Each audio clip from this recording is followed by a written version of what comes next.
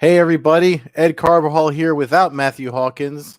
Coast to Coast Combat Hour this week in place of we always say brought to you by AllAccessMMA.com, but this week stepping in for Matt is Mr. All Access MMA himself, Jacob De Leon. Jacob, Yes, thank sir. you for joining the podcast, man. Of course, anytime, man. So listen, I mean we've been throwing the name out there for a while of the podcast and sending folks your way to check out all the news and stuff that you got going on.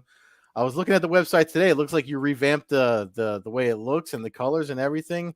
What's going on? What's trending over at the All Access MMA website today? Yeah, man, we're just trying to keep it going, man. I'm trying to focus a lot on the video content and stuff, Mm-hmm. so I've been just like kind of traveling the U.S., going to different gyms, and just Oh, getting nice. some video content, man, taking some pictures and stuff. I just left Extreme Couture,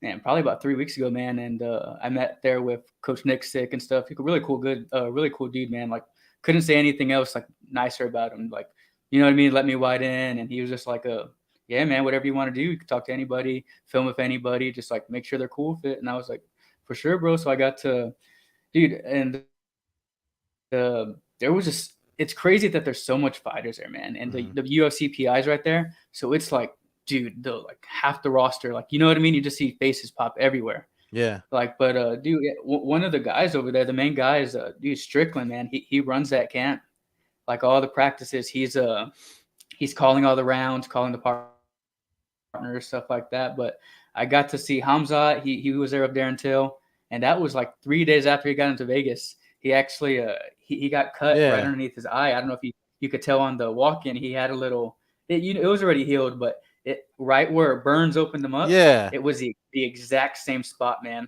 And right when that happened, all right, no pictures of Hamza. We, you know what I mean? We don't Oh, wow. want this getting out. But yeah, dude, he was a monster in the gym, dude. He was just destroying those partners. They would put people up against him.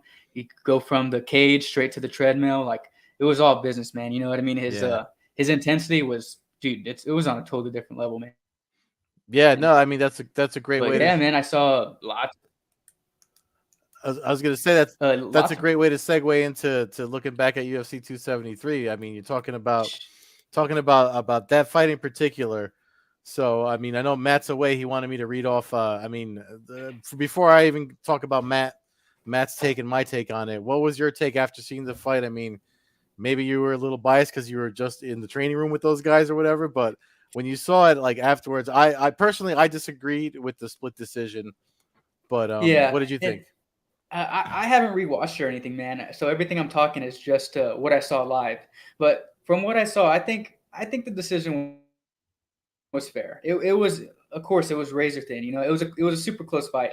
I don't think it was like a total toss up. I think it went the right way, man. Mm-hmm. It wasn't like the Aljo Yan where it was like, oh, dude, who could win this? You know what I mean? I thought there was a little more where there was, you could tell who the victor was, but that was just me, man. But like I said, I haven't rewatched the fight or anything, but Yeah. that was my take on it. But dude, that was a banger, man. Like, you know what I mean? Talk about a fight, dude. I wish it was 5 rounds, Yeah, man. no, and if they do rematch, I feel like they are going to do it again.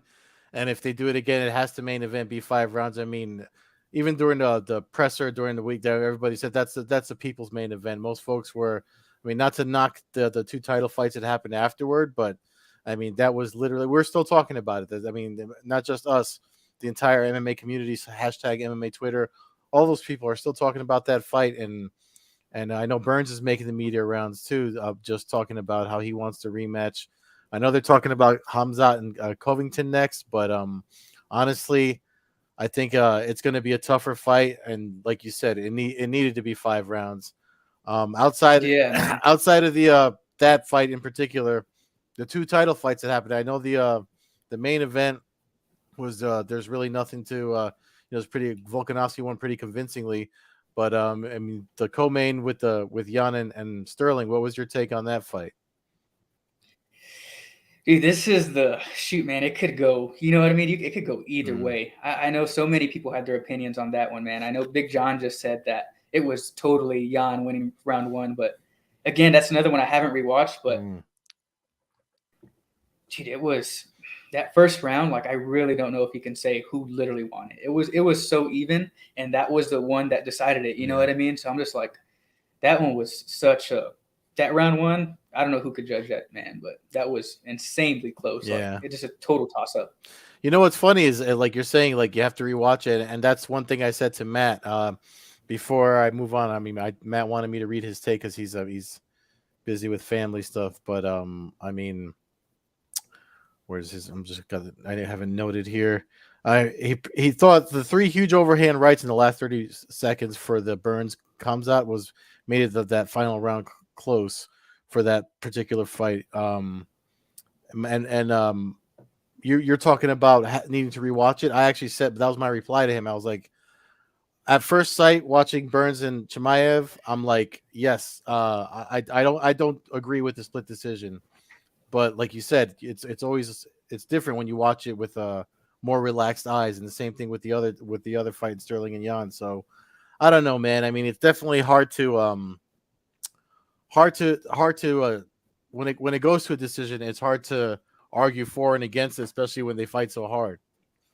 No kidding, man. That's why he had his back for so long, man. I wish he would have just finished it there, and it would have been none of this. You know what I mean? Clear cut. There it Hmm. is. But wasn't like that, man. It was a good fight though. You know, it was entertaining. Yeah. So I mean, all access MMA. I mean, as far as you're going to see these fight camps and stuff, have you is it just UFC fighters? Or are you trying to? I mean, I know the last time we talked about you guys doing some regional stuff out in the Midwest where you're located. So, what are the plans as far as like featuring more content over at the website? Yeah, man. So right now I'm talking with Ed Cap over at Iridium. Hmm. He's their PR guy over there, and dude, he's awesome, man. You know what I mean? They definitely got the right guy over there handling all the media people. But yeah, super nice guy. He always sets me up. So the last time I actually filmed with Matt Favola out in New York, we were just talking before we went on, Hmm.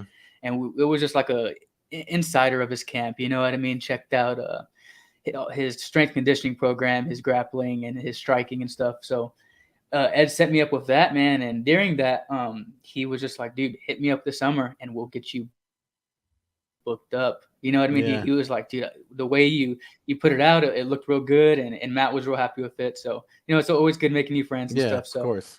yeah, man, this summer we're gonna try to get booked up. And I'm talking to Fury right now. It was kind of last minute because that fight's coming up in like 11 days, I think. Hmm. But that's here in Texas, so Hmm. I'm gonna see if I can head out to there. And man, a gym I want to go to is with Adrian Yanez and Mana Hmm. Martinez over there. And when I was at Extreme Couture, Cameron Smotherman, I believe, he's another fighter. He's fighting on that Fury card, and he was over there. I got to talk to him and stuff. He was like, "Yeah, man, I'm in Houston. Anytime you're here, come down. You know what I mean? Just record Yeah. some stuff, take some pictures." So I have my eyes down there next. So we'll Yeah. see how it goes. But as far as the summer, man, I'm still talking to Ed, see how booked we can get. And other than going through Ed, it's just talking to coaches on social media and stuff. You know what I mean? Yeah. Like, hey, coach, how's your schedule looking? Are you cool with me coming in? And half these guys are so like they're like, yeah, man, like we love the exposure. Yeah. And that's the cool thing about MMA fighters, man, is they're not like an NFL player or an NBA Yeah. dude. You know what I mean? Like they're and I guess it comes with the sport too. You know what I mean? Just like maybe the respect aspect of it. But dude, I have never met like a pro UFC dude that was like full of himself. Maybe that's because I haven't hit the big name guys yet. But dude, everyone I meet is like super down to earth. You know what I mean? They're always willing to talk, like just normal people, literally like just in the room, and it's just training with them.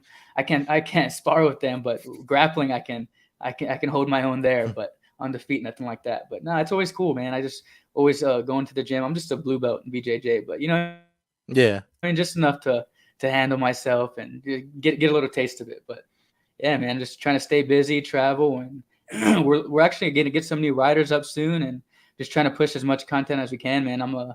This year I'm a teacher right now, man, but it's actually going to be my last year. Mm. I'm going digital media full time now, so Oh, good for you, man. I mean, I didn't know we're that. gonna I didn't know that you we're were. gonna see what we can do with it. Yeah, no, I didn't know that, but Yeah, but man. I mean, I definitely noticed it. Like, I mean, you picked up a lot of my colleagues from the other outlets that I've written for. Man, I know James Lynch contributes there, and Cole Shelton other folks I've worked with at other outlets. So it's definitely picking up steam. Um, and you're getting a lot of boots on the ground at other events, not just you yourself doing it, but a lot of other content contributors. So it's good to see it. I'm glad that we've been able to keep this thing going here with the podcast between us and your site over at allaccessmma.com. But talking about looking ahead, I know we were talking this weekend that there's more fights coming. The fight game is a weekend sport. There is no seasons. There's always something going on. And there's the title fights that are going on. Bellator 277. Let me bring up the fight card here so we can make our predictions. Usually Matt and I do this together, but since you're stepping in for him, I figured I'd do this with you. Hopefully you had some time to look at the card. For our audio listeners, we usually bring it up on screen from Bellator over at the website, the promotions website. So it's bellator.com. Nice feature that they have is that they have the fans picking. So there's a percentage that can kind of help folks sway their decision if they're not sure.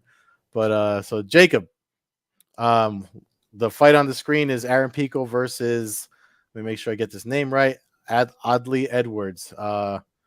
What's your take on this fight, and how do you see it going? Yeah, that's one of those regional guys, right? That just got the call. I think like maybe within the past week, man. I know he was at a XMMA, I believe, Mm-hmm.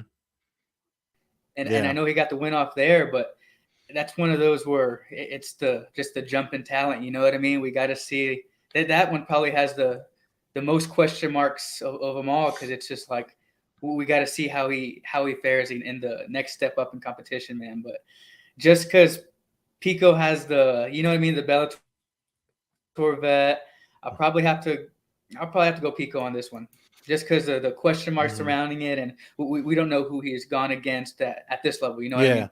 Yeah, and you have to take in like promotional jitters, like you said. I mean, I didn't know that about the XMMA, and I watched that card too. That was a pretty good card. But that's a good point that you make there. I mean, if he's coming in off of that, and there's promotional jitters, and they're kind of putting him in. I mean, sometimes it seems like they set up folks, to lose, but it's MMA. Anything can happen. Especially we've seen that happen with Aaron Pico.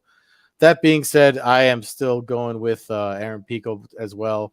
I just I've never seen a 145er hit as hard as he has.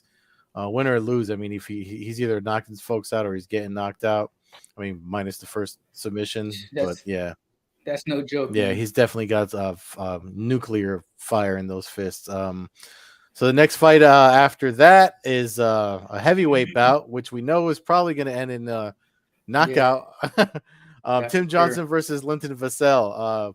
Vassell's somebody we've been trying to get on the podcast. So I know Matt's been talking to him a lot.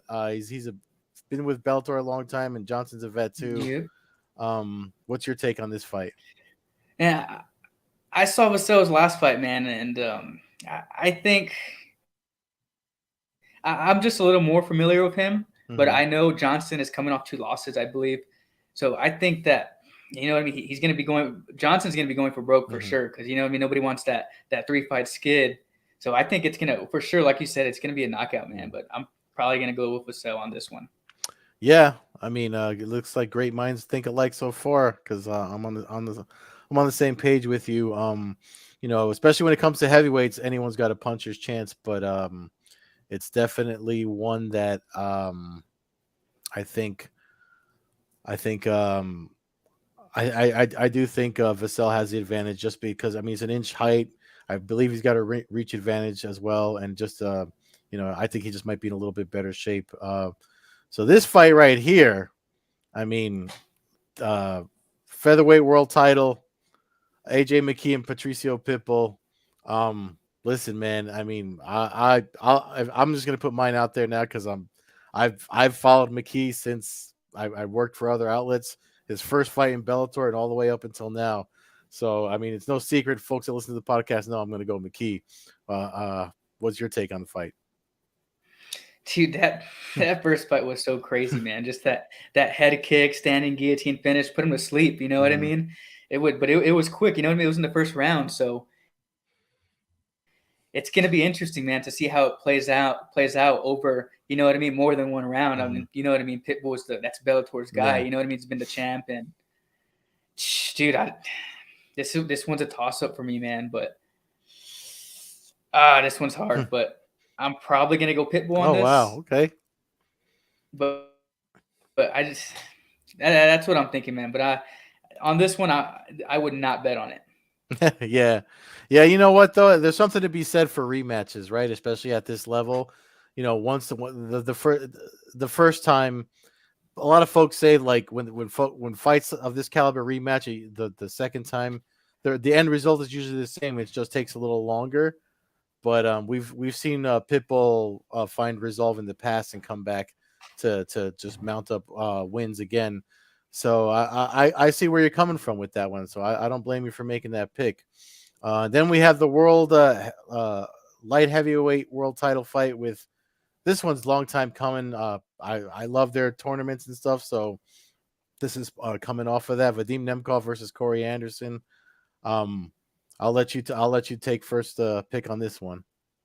Shoot, yeah, man. Corey Anderson coming from the UFC, which was a surprising cut by I'm sure many people were like, "Whoa, how did this guy get cut?" And Bellator took no time in picking him up. You know what I mean? And it was a good choice. Look, he's right here in the title fight, about to win the Grand Prix. But I don't know, Nemkov. He's definitely no slouch, man. He's a legit champion, and it's another close one, man. That I definitely wouldn't put money on this one, but I'm gonna go. I'm gonna go Anderson on this. And that's with the grain. I have no idea how it's gonna play out. Not for nothing, dude. I literally uh because I submit picks to Sherdog as well.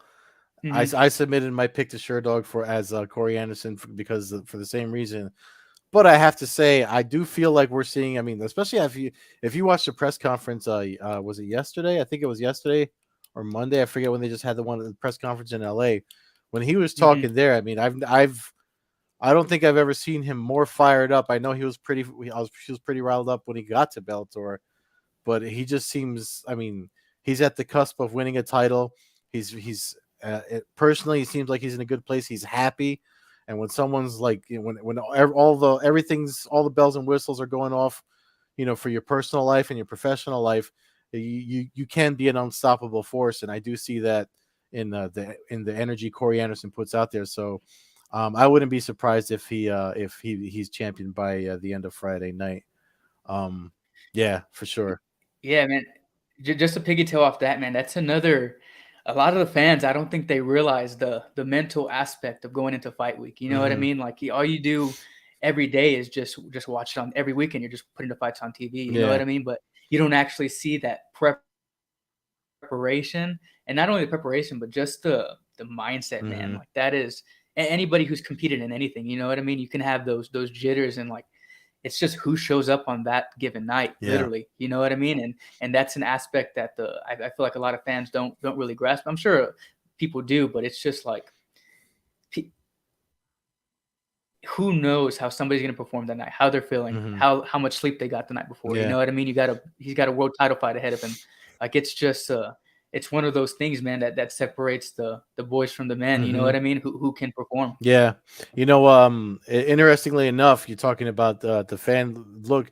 Maybe they're not so blind on this one because if you on the Belter website, they actually have 54% believe Nemkov can win and 44% believe Anderson can win. I think that's the closest one.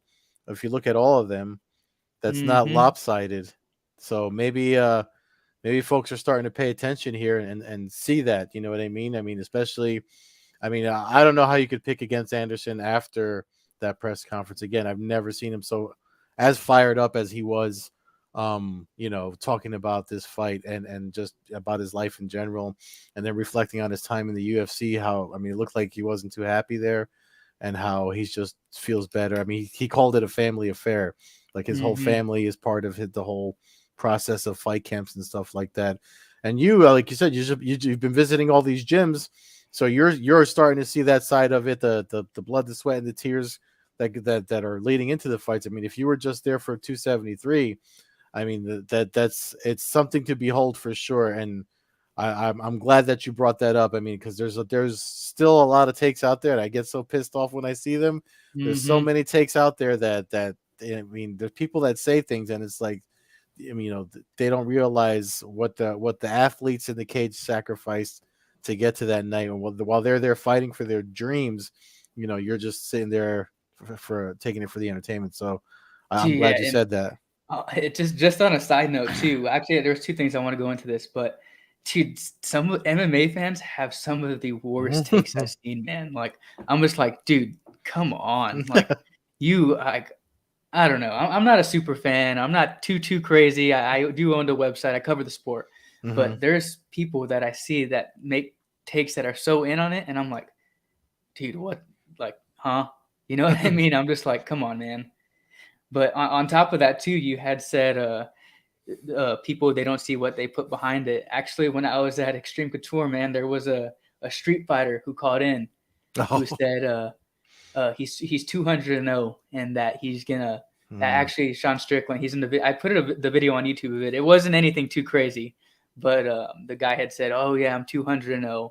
I'm gonna come into the gym and I'm gonna mess some people up pretty much." And Uh-huh.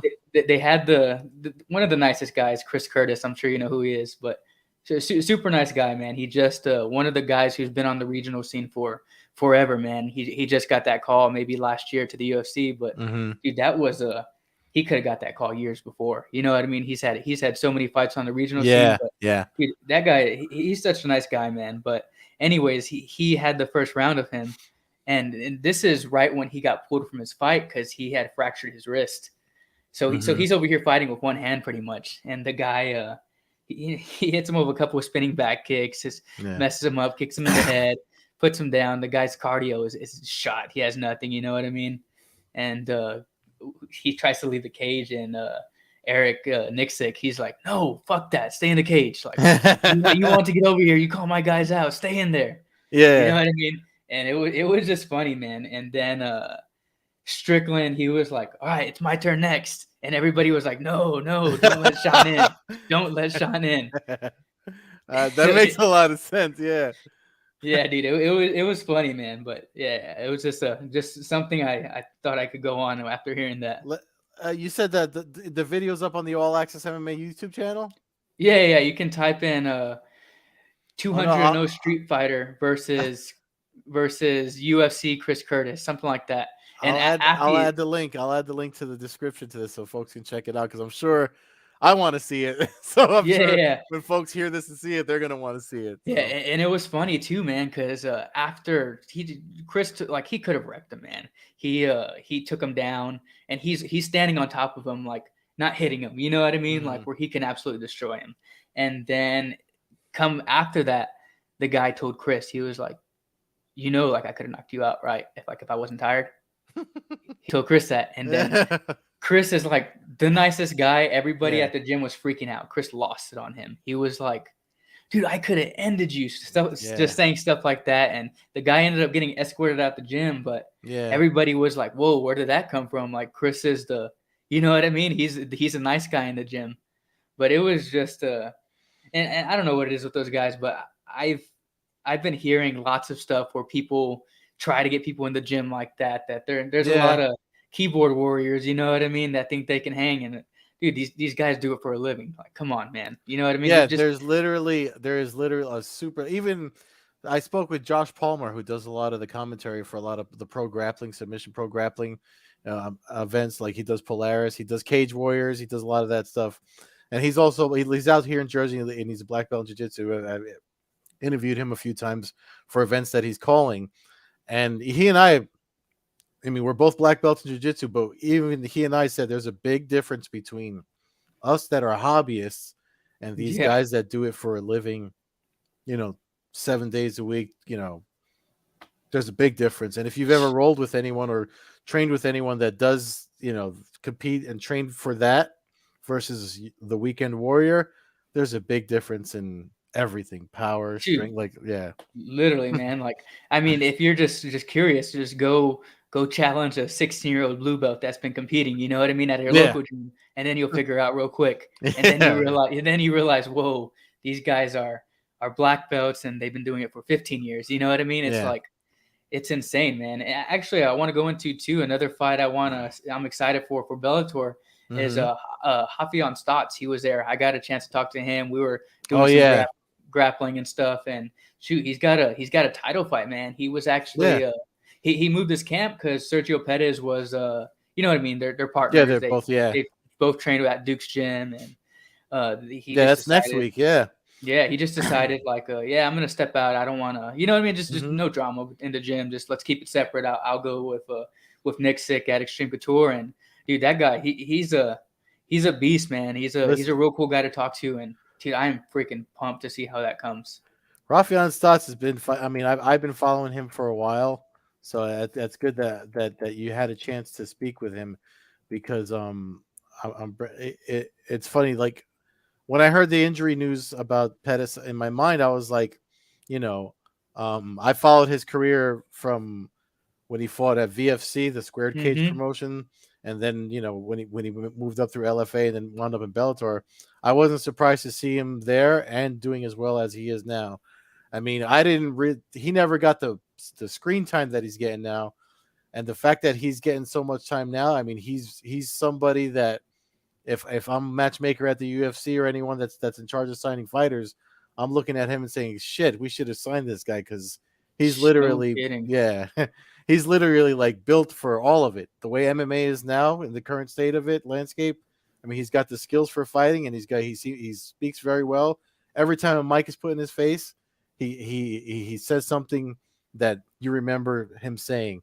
So I'm that's great that you got to talk to him, and yeah, no, that fight is that's one to watch. Him and Archuleta. I mean, they're going back and forth at the press conference too, and I was just like, Yeah. apparently Archuleta didn't see. I mean, you know, from his point of view, it seemed like, well, according to Stotts, Archuleta could have fought him earlier and didn't Mm-hmm. feel like he was worth fighting. But I mean, and Stotts' of mind is like, just give me a fight. I mean, for me to be great, I have to take the fights that are given to me, and that's just a sign of somebody that's going to get a title. If it's not next week, it's definitely soon. Yeah, man. Like he's a college wrestler. Reason he Mm-hmm. only has 2 losses and like over 20 fights. You know what I mean? Mm-hmm. The kid's a beast, man. So yeah, that's a cool thing, man. These all the fighters that are young, dude, they're just kids. You know what I mean?